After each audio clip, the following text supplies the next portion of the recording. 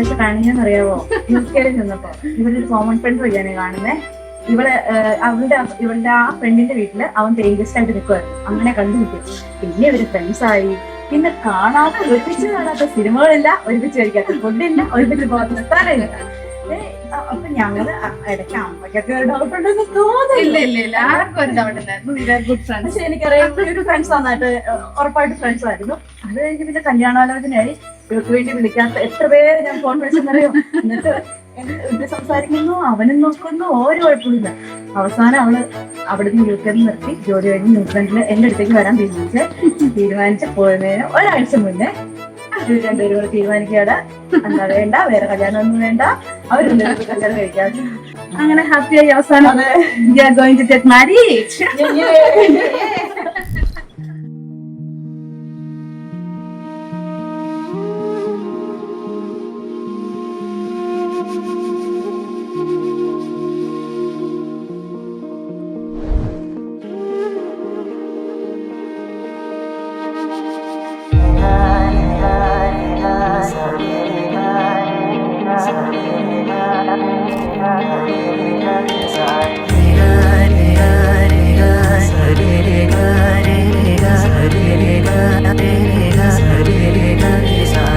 കണ്ണോരത്ത് കൈദൂരത്ത് നീ എന്നോടെന്നും ചേർന്നിരുന്നു ചാരത്ത്.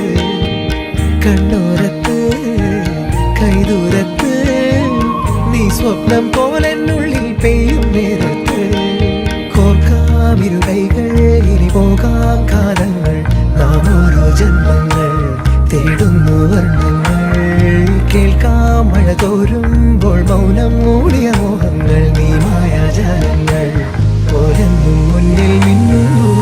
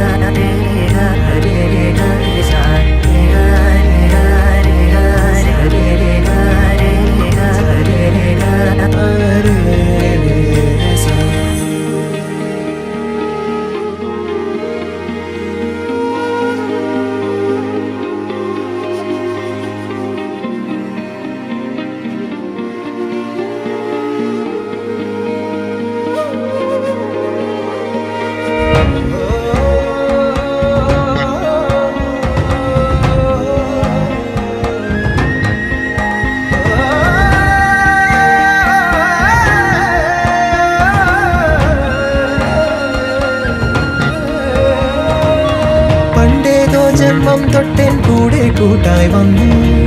നീ നീട്ടും പൂക്കാലങ്ങൾ, ഞാനേകും പൂന്താരങ്ങൾ. ആത്മാവിൽ ആരോ പറഞ്ഞിടും പേരു നീ, ആനന്ദം നീയാകവേ.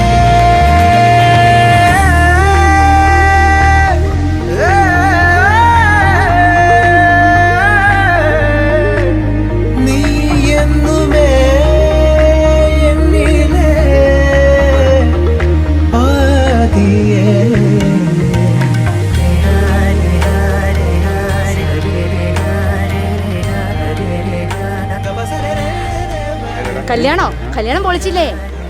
എന്നാലും ഒരു ചെറിയ സങ്കടം ഉണ്ട്, അച്ഛൻ പോവാണല്ലോ എന്ന് ഓർക്കുമ്പോ ആ ഒരു വിഷമമുള്ളൂ.